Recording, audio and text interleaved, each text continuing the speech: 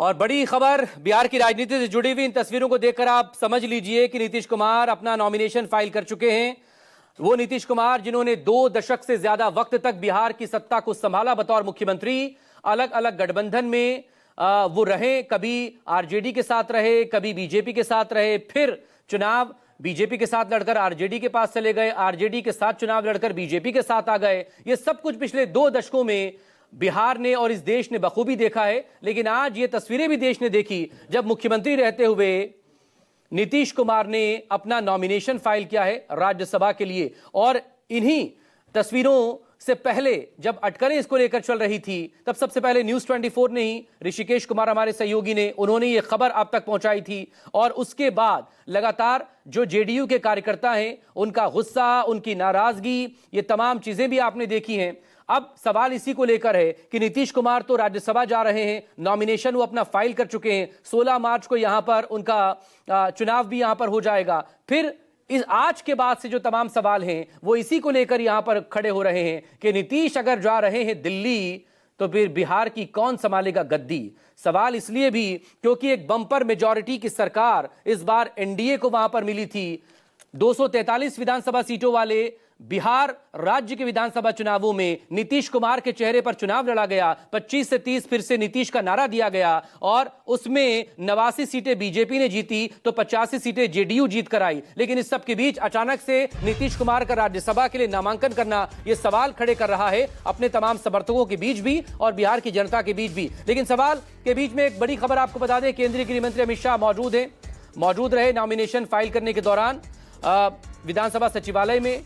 नीतीश कुमार के सीएम पद छोड़ने पर बीजेपी के जो कार्यकर्ता हैं वो इस वक्त गुस्से हुए हैं, भड़के हुए हैं। सीएम आवास पर जो कार्यक्रम एक छोटा सा वहां पर रखा गया था भोज का, बताया यही जा रहा है, वहां पर भी तोड़फोड़ जमकर वहां पर की गई है। नाराजगी, हो हल्ला, हंगामा। और ये तस्वीरें दो इस वक्त आपके सामने न्यूज 24 पर जो ये बता रही हैं कि एक तरफ नीतीश कुमार राज्यसभा जाने की तैयारी कर चुके हैं, मन तो पहले ही उन्होंने बना लिया था, ऐसा उनकी सोशल मीडिया पोस्ट बता रही है कि उनका मन ये बना हुआ है। लेकिन दूसरी तरफ सीएम आवास पर तोड़फोड़ और कार्यकर्ताओं की नाराजगी, हंगामे की जो तस्वीरें हैं वो कुछ और ही कहानी यहां पर बयां कर रही है। और कार्यकर्ता दरअसल नाराज इस वक्त इस फैसले से ही नहीं है, बल्कि नाराज पार्टी के अंदर ही कुछ ऐसे नेताओं से भी हैं जिन पर वो पार्टी को कमजोर करने का आरोप लगा रहे हैं। और ऐसे नेताओं के खिलाफ भी वहां पर नाराजगी हुई है। हालांकि नॉमिनेशन फाइल करने से पहले अलग अलग बैठकें भी वहां पर होती रही, सीएम के साथ बड़े नेताओं की, निशांत कुमार जो उनके बेटे उनके साथ बड़े नेताओं की। अब इसको लेकर अलग अलग अटकलें और कयास यही लगाए इस वक्त जा रहे हैं कि अगर नीतीश कुमार राज्यसभा के जरिए दिल्ली जा रहे हैं तो आगे उनकी केंद्र में भूमिका क्या होगी, ये तो एक सवाल यहां पर बना हुआ है। लेकिन ऋषिकेश कुमार इस वक्त मेरे साथ, मेरे सहयोगी यहां पर जुड़ गए हैं। ऋषिकेश, 2 तस्वीरें इस वक्त हम देख पा रहे हैं। एक तस्वीर में नीतीश कुमार बतौर राज्यसभा उम्मीदवार अपना नॉमिनेशन फाइल कर रहे हैं और जो दूसरी तस्वीर थी उसमें जेडीयू कार्यालय में कार्यकर्ताओं का हंगामा है, मुख्यमंत्री आवास के बाहर कार्यकर्ताओं की नाराजगी है। अब यहां से शुरू होते हैं वो तमाम सवाल जो आगे तय करेंगे जेडीयू के भविष्य को, कि पार्टी कौन चलाएगा और बिहार में सत्ता का चेहरा कौन होगा। ऋषिकेश कुमार।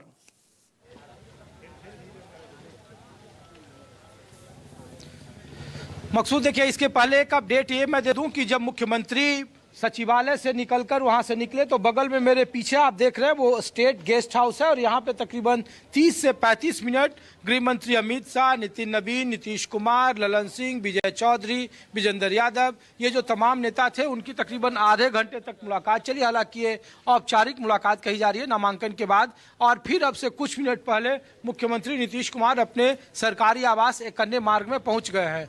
तो एक मैं इसलिए ये तस्वीर दिखा रहा था कि ये राजनीतिक संदेश और संकेत दोनों देने की कोशिश की जा रही है कि आने वाले वक्त में बिहार में जो कुछ भी होगा वो नीतीश कुमार की मर्जी के मुताबिक होगा, जनता दल यूनाइटेड की मर्जी के मुताबिक होगा। ये एक दिखाने के लिए जरूर कोशिश किया जा रहा है। इसीलिए जब यहाँ से एक अन्य मार्ग से जब निकले नीतीश कुमार तो जिस गाड़ी में निकले मकसूद उसमें नितिन नवीन थे, बीजेपी के राष्ट्रीय अध्यक्ष, गृह मंत्री अमित शाह थे और उसी गाड़ी में नीतीश कुमार थे। तो जो एक जो संकेत और संदेश दोनों देने की कोशिश की जा रही है। और आज देर शाम में ये जो बड़े नेता है, जेडीयू के भी बड़े नेता और गृह मंत्री भी वापस दिल्ली लौट रहे हैं। तो तो बिहार में अगला मुख्यमंत्री कौन होगा, किस दल का होगा, सरकार का फॉर्मूला क्या होगा, निशांत कुमार की भूमिका क्या होगी, जेडीयू का चेहरा कौन होगा, इन सारे सवालों के जवाब अगले 16 मार्च के बीच में चीजें बदलेगी, राजनीति बदलेगी और बातचीत का भी बदलाव धीरे धीरे दिखने लगेगा। तो इसीलिए ये कहना बड़ा मुश्किल है, लेकिन एक बात तय है, जिस तरीके से दिल्ली से पटना वापस आते ही ललन सिंह ने पहले नीतीश कुमार से मुलाकात की, फिर उनके बेटे से अलग से मुलाकात की, फिर गृह मंत्री मुख्यमंत्री आवास में गए, मुख्यमंत्री ने जिस तरीके से स्वागत किया, जो तस्वीरें दिखाई गई, ये कई सारे राजनीतिक संकेत दे रहे हैं। और नीतीश कुमार के बेटे निशांत कुमार की राजनीति में एंट्री तय है और भारी भरकम तरीके से एंट्री होगी, ये बातें भी तय है। लेकिन उनकी भूमिका क्या होगी, अभी इसको लेकर थोड़ा इंतजार करना पड़ेगा और जब बातचीत और जब फॉर्मूला बनेगा, जब मसौदा बनेगा, तब ये स्पष्ट तौर पर सामने आएगी। लेकिन ये शुरू से कोशिश है और इस पर बिल्कुल फूंक कर कदम रखा जा रहा है कि कोई भी राजनीतिक तौर पर जो कदम उठाया जाए उसमें ये राजनीतिक संकेत और संदेश कतई नहीं जाए कि जेडीयू को दरकिनार कर या नीतीश कुमार को दरकिनार कर भारतीय जनता पार्टी वो ताबड़तोड़ राजनीतिक फैसले ले रही है। अब तक तो इस बात की कोशिश जरूर हुई है कि ये ऐसा राजनीतिक संदेश नहीं जाए। तो ये जेडीयू के भविष्य को लेकर निश्चित तौर पर अब आप कह सकते हैं कि नीतीश कुमार के राजनीतिक युग का 21 साल तक वो मुख्यमंत्री रहे, जिस मुख्यमंत्री आवास कने मार्ग से मैं आपको ये तस्वीरें दिखा रहा हूँ। और नीतीश कुमार के इस्तीफे को लेकर जो सवाल पूछा जा रहा है, तो नीतीश कुमार का इस्तीफा तब तक नहीं होगा जब तक नीतीश कुमार बतौर उनके हाथ में सर्टिफिकेट राज्यसभा का नहीं आएगा और जब तक इन सारे फार्मूले पर सहमति नहीं बन जाएगी। और ये सारे फार्मूले दिल्ली से तय होना है। हाँ, ये बात जरूर है कि अब डेवलपमेंट, जो मुलाकात का दौर है, वो आने वाले वक्त में बढ़ेगा। तो अब जो किंतु परंतु था वो खत्म हो गया। नीतीश कुमार राज्यसभा के उम्मीदवार हो गए और 16 तारीख को इसके नतीजे आ जाएंगे, 16 मार्च को, और तब तक नीतीश कुमार इस्तीफा नहीं दे रहे हैं और बिहार को कोई नया मुख्यमंत्री नहीं मिलने जा रहा है। तो ये सारी कवायदें दिल्ली में तय होना है। और उसी को लेकर के जब नामांकन दाखिल कर निकले गृह मंत्री अमित शाह, नीतीश कुमार, तो फिर उसके बाद स्टेट गेस्ट हाउस गए। वहां तकरीबन 30 या 35 मिनट का वक्त रहा होगा, जब जेडीयू और बीजेपी के तमाम नेता और एनडीए के, उसमें जीतन राम मांझी भी थे, उसमें जो तस्वीरें मैं देख पाया, उसमें एलजेपीआर से जो भारती हैं, अरुण भारती, वो भी वहां पे मौजूद थे। तो ये कोशिश है एनडीए का एक साथ बैठकर एक राजनीतिक संदेश देने की। 30-35 मिनट की मुलाकात हुई, नीतीश कुमार और अमित शाह साथ बैठे हुए, अपने जेडीयू के नेता भी थे, और फिर वो मुख्यमंत्री आवास पहुंच गए हैं। तो थोड़ा इंतजार है, अभी बातचीत शुरू हुई है कि आने वाले वक्त में फॉर्मूला क्या होगा, कैसे मुख्यमंत्री पद को उनका इस्तीफा कराया जाएगा, कौन मुख्यमंत्री होगा, क्या फॉर्मूला होगा, तो वो दिल्ली में तय होगा। और देर शाम में जब नेता लौटेंगे और जेडीयू के भी जो वरिष्ठ नेता लौटेंगे, तो 2-3 दिन काफी महत्वपूर्ण है। आज 5 तारीख हो रहा है और 9 मार्च को नामांकन वापस लेने की आखिरी तारीख है और 9 के बाद ही इसमें कोई स्पष्ट चीजें, तस्वीरें सामने आएगी।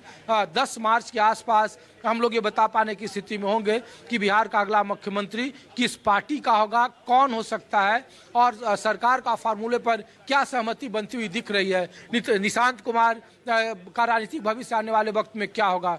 अभी फिलहाल बातचीत शुरू होनी है और बातचीत का मसौदा दिल्ली में तैयार होना है और उसी की एक कवायद है। अब बैठकों का दौर जारी होगा, लेकिन अब तक जब हम जानकारी दे रहे हैं अपने दर्शकों को और आपको कि मुख्यमंत्री को लेकर या फिर सरकार के फॉर्मूले को लेकर अब तक कोई मुकम्मल या कोई स्पष्ट बातचीत पहले नहीं हुई है। पहले ये तय था कि नीतीश कुमार राज्यसभा जाए, उनके लिए वो सहमत हो। अब वो सहमति हो गई है, पहला सीढ़ी एनडीए ने पार कर लिया है। अब फिर दूसरे स्टेप पर इन सारी बातों का होना बाकी है और इसीलिए इसमें दिल्ली की भूमिका काफी महत्वपूर्ण होगी। लेकिन उनसे भी ज्यादा भूमिका नीतीश कुमार की मर्जी की है।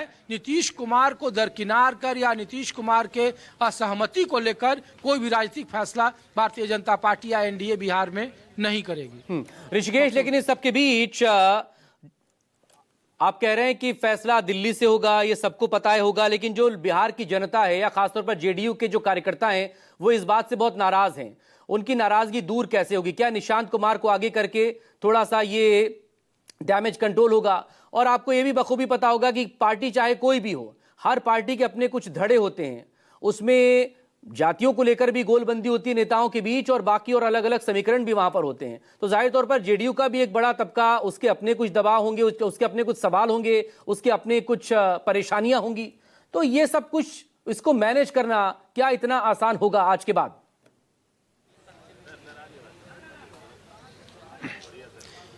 बिल्कुल आप ठीक कर रहे हैं मकसूद कि जेडीयू में जो आपने देखा यूजीसी का नया रेगुलेशन था, जो फार्मूला था, पिछड़ा, अति पिछड़ा और जो ओबीसी, ये तीनों जो जातियां हैं वो गोलबंद, जेडीयू के भीतर का मैं फार्मूला बता रहा हूं, और उसके मुकाबले सवर्ण जातियों का एक अलग कुनबा है। तो ये दो धड़ा जो सवर्ण और गैर सवर्ण की राजनीति जेडीयू में जो अंदर खाने हुआ करती थी, और जनता दल यूनाइटेड की पूरी राजनीति 20 साल की, नीतीश कुमार की राजनीति अति पिछड़ों की राजनीति रही थी। अति पिछड़ा की राजनीति वो करते रहे थे, लेकिन ये अभी कोई उसमें बंटवारा नहीं दिखा था, कोई बड़ी लकीर सामने नहीं आई थी। लेकिन नीतीश कुमार के राज्यसभा जाने के बाद या दिल्ली जाने के बाद अब ये लकीर और चौड़ी होगी और गहरी होगी, और पार्टी के भीतर में जो कलह है, अंतर कलह है, वो और बढ़ेगा। इसीलिए जब 8 मार्च को प्रदेश अध्यक्ष का ऐलान करना है जनता दल यूनाइटेड को, और फिर जब 26 मार्च को जेडीयू की राष्ट्रीय कार्यकारिणी और राष्ट्रीय परिषद होना है, तो उसमें ये बहुत हद तक तय हो जाएगा कि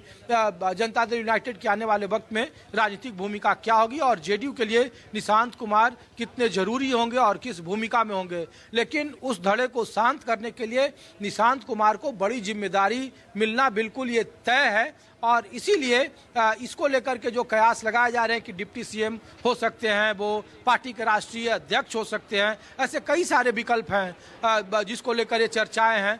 अगले 1.5 महीने में विधान परिषद की कुछ सीटें खाली होंगी, तो हो सकता है कि निशांत विधान परिषद के जरिए वो राजनीति में एंट्री करे और फिर वो उनके डिप्टी सीएम बनने का रास्ता साफ हो। लेकिन ये तब होगा जब नीतीश कुमार का इस्तीफा होगा, और नीतीश कुमार का इस्तीफा कब होगा ये कहना बड़ा मुश्किल है। ये अभी सबसे बड़ा यक्ष सवाल है कि नीतीश कुमार किन परिस्थितियों में इस्तीफा देंगे, और उस इस्तीफे की मियाद कितने दिनों के बाद तय होनी है। तो इसके लिए थोड़ा इंतजार करना पड़ेगा। इस्तीफा तभी होगा जब ये सारी प्रक्रिया हो जाएगी, ये सारे जो फार्मूले हैं वो तय हो जाएंगे, और उसमें नीतीश कुमार की सहमति हो जाएगी। तो इसीलिए मैं फिर एक तस्वीर आपको दिखा रहा हूं। देखिए, ये हलचल कुछ दिख रही है, मुख्यमंत्री आवास के बाहर की ये तस्वीर है, और स्टेट गेस्ट हाउस से देखिए जो लोग निकल रहे हैं, जो वहां पे अमित शाह के साथ लोग जो गए थे, बिल्कुल सामने स्टेट गेस्ट हाउस है जहां पे अमित शाह अभी ठहरे हुए हैं, और थोड़ी देर के बाद फिर यहाँ से वापस वो जाएंगे। तो ये मुख्यमंत्री आवास के आसपास की हलचल जो बीच बीच में होती रह रही है, ये भी मैं आपको उससे रूबरू करा रहा हूं, दिखा रहा हूं। तो ये चीजें भी होना बाकी है, और इसीलिए बिहार में बैठकों का दौर शुरू होगा, और ये अभी कहना मुश्किल है कि नीतीश कुमार का इस्तीफा क्या होगा, कैसे होगा, डिप्टी सीएम बनेंगे क्या निशांत कुमार, बीजेपी का अगला मुख्यमंत्री होगा। इन सारे सवालों के जवाब आने वाले थोड़े दिनों के भीतर मिलने बाकी है। अभी कुछ भी तय नहीं है, ऐसा अभी कोई ये दावा नहीं कर सकता है कि फलाने दल का फलाना उम्मीदवार है सीएम का, या फिर ये रेस में आगे है। आप जानते हैं कि भारतीय जनता पार्टी के पॉलिटिक्स का पैटर्न क्या है। अगर जेडीयू की तरफ से ये चीजें लीक नहीं हुई होती, या उधर से ये चीजें नहीं पता चल पाती, तो हम लोग शायद अब पता चल पाता कि आज नीतीश कुमार ने को नामांकन करना है बतौर राज्यसभा का, और वो उनके राजनीतिक रिटायरमेंट का प्लान तय हो गया है। तो ये आप अंदाजा लगाइए बीजेपी के पॉलिटिक्स का पैटर्न। जेडीयू की तरफ से ये जरूर है कि जेडीयू अभी घुटने नहीं टेकी है, और अभी भी वो मोल तोल की स्थिति में है। इसीलिए नीतीश कुमार अभी बिहार की राजनीति में उतने ही जरूरी थे जितना 20 साल पहले थे। हाँ, ये बात जरूर है कि जो उनके राजनीतिक टूल्स हैं वो थोड़ा सा कमजोर दिख रहे हैं, लेकिन उनके समर्थक जो गांव में हैं, कस्बों में हैं, और जो विरोध प्रदर्शन आप सुर देख रहे हैं कि कोई भी जो 3 विधायकों का आज विरोध हुआ इसी एक अन्य मार्ग के बाहर, मकसूद उसमें एक हिलसा से थे जो नीतीश कुमार का गृह क्षेत्र है नालंदा जिला, वहां की कॉन्स्टिट्यूंसी से विधायक थे। एक संजय गांधी जो नीतीश कुमार के कागजी तौर पर आंख का नाक कहे जाते हैं, कागज पर क्या डेवलपमेंट होगा, क्या भरे जाएंगे, वो संजय गांधी थे। तो इन लोगों का विरोध आप अंदाजा लगाइए कि कार्यकर्ता या समर्थकों में कितना गुस्सा है, और एक वर्ग को अब भी लगता है कि नीतीश कुमार के इस राजनीतिक फैसले के पीछे जो पार्टी के भीतर एक जो बड़ा तबका है वो इसमें शामिल है, और वो भारतीय जनता पार्टी के प्रभाव में या दबाव में इस तरीके के फैसले करवा रहा है। लेकिन अब जो भी होगा उसके लिए नीतीश कुमार के ऑरा से निकलना कितना बड़ा ये होगा, क्योंकि 20 से ज्यादा सालों तक प्रदेश को चलाना नीतीश का अपना एक बहुत बड़ा औरा है। बहुत शुक्रिया, आपका नजरें बनाए रखिए। छोटी से ब्रेक के बाद फौरन हाजिर होंगे। आप देख रहे हैं न्यूज़ 24।